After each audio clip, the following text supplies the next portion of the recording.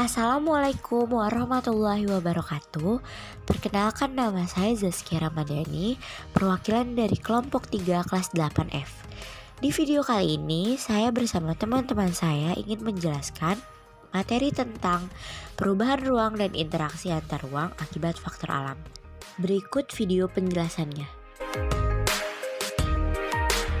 Pengertian: perubahan ruang dan interaksi antar ruang negara-negara ASEAN akibat faktor alam dipengaruhi oleh faktor iklim, faktor geologi, dan faktor ketersediaan sumber daya alam. Mengutip Kemendikbud RI, kondisi sosial negara-negara ASEAN yang relatif homogen dan saling memudahkan interaksi antar negara-negara ASEAN. Interaksi antar negara terjadi dalam bentuk kerjasama di berbagai bidang. Faktor yang menimbulkan berbagai bentuk interaksi negara ASEAN adalah faktor iklim, faktor geologi, dan faktor ketersediaan sumber daya alam. Perubahan ruang dan interaksi antar ruang negara-negara ASEAN dipengaruhi faktor iklim, yaitu iklim matahari, iklim monsun, dan iklim fisik. Iklim fisik dipengaruhi keadaan fisik suatu wilayah seperti perairan laut, pegunungan, dan dataran. Lokasi negara-negara ASEAN yang berada di antara benua Asia dan Australia menyebabkan wilayah ini memiliki pola arah angin yang bergantian setiap setengah tahun sekali. Angin ini disebut angin monsun timur dan angin monsun barat. Masing-masing angin tersebut menyebabkan terjadinya musim kemarau dan musim hujan. Iklim yang dipengaruhi tiupan angin monsun disebut iklim monsun.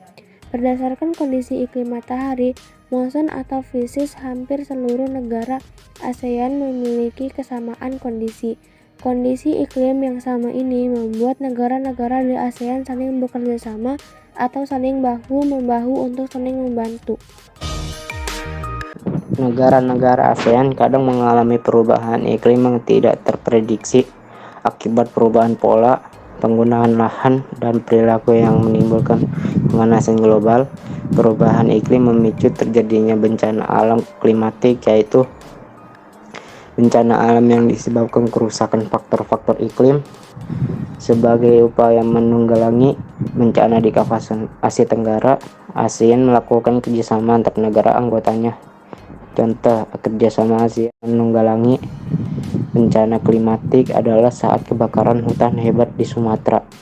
Pada 2015, Malaysia dan Singapura atas nama ASEAN memberikan pinjaman pesawat peredam kebakaran. Indonesia dan beberapa negara ASEAN lain membantu Filipina yang mengalami bencana badai Haiyan pada 2014.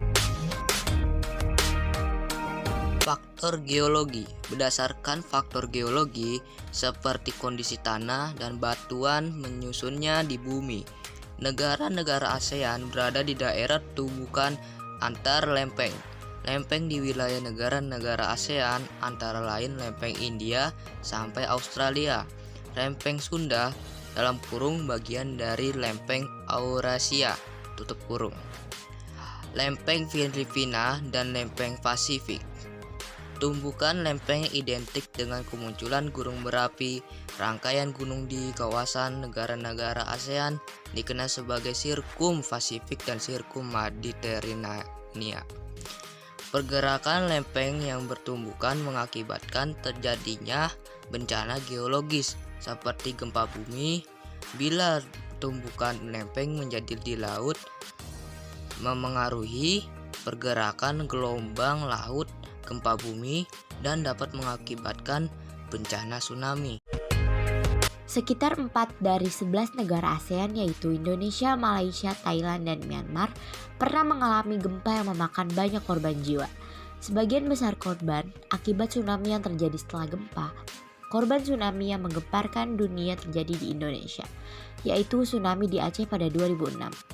Negara-negara ASEAN sebagai organisasi atau negara-negara tetangga melalui Pusat Koordinasi Bantuan Kemanusiaan memberikan bantuan berupa kebutuhan pokok, fasilitas kesehatan, maupun donasi untuk memperbaiki lingkungan pada masa pemulihan.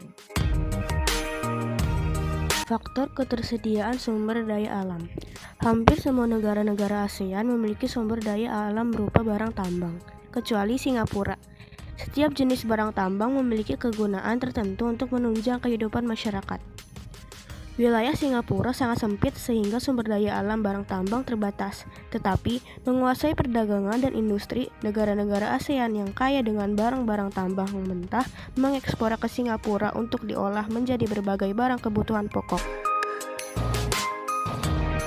Negara-negara ASEAN yang lain juga melakukan kegiatan yang serupa dengan volume yang berbeda-beda sesuai kemampuan masing-masing. Barang tambang di negara-negara ASEAN yaitu Indonesia, minyak bumi, batu bara, timah, emas, dan perak. Malaysia, biji timah, bauksit, biji besi, dan minyak bumi. Filipina, tembaga, nikel, emas, timber, seng, dan kobalt. Thailand, timah, dan mangan. Brunei Darussalam, minyak bumi, dan gas alam. Vietnam, batu bara, besi, timah, emas, antimoni, krom, dan fosfat. Laos, timah, briket batu bara, besi, tembaga, emas, dan belerang. Myanmar, timbal, seng, perak, timah, minyak bumi, emas, batu mulia, dan giok. Kamboja, biji besi, batu bara, tembaga, fosfat, dan emas. Sumber daya alam tidak hanya berupa barang tambang. Di negara-negara ASEAN terdapat sumber daya alam hayati dan non-hayati lain. Sumber daya alam yang dimiliki hampir semua negara ASEAN adalah hutan dan laut. Hutan, laut, dan barang tambang adalah sumber daya alam yang banyak dieksplorasi untuk menunjang kehidupan setiap negara. Hasil hutan Indonesia dan negara-negara ASEAN lain digunakan sebagai salah satu sumber pendapatan negara. Indonesia memiliki hutan paling luas di antara negara-negara ASEAN lain. Tetapi laju kerusakan hutan atau deforestasi di Indonesia juga paling tinggi di antara negara-negara ASEAN lain. Perairan laut di kawasan negara-negara ASEAN banyak dieksplorasi untuk menghasilkan devisa atau pendapatan negara. Contoh eksplorasi perairan laut sebagai sumber daya alam adalah perikanan, mutiara, rumput laut, barang tambang, dan wisata. Tidak semua sumber daya yang diperlukan suatu negara tersedia di negara tersebut. Maka, untuk memenuhi kebutuhannya, negara-negara ASEAN melakukan pertukaran sumber daya alam dan kegiatan jual beli. Kegiatan jual beli dan pertukaran sumber daya alam ini adalah bentuk interaksi antar negara-negara ASEAN dengan bertujuan meningkatkan kesejahteraan masyarakat. Nah, demikian penjelasan materi dari kelompok kami. Tetap jaga kesehatan dan tetap patuhi protokol kesehatan ya. Terima kasih sudah menyaksikan. Wassalamualaikum warahmatullahi wabarakatuh.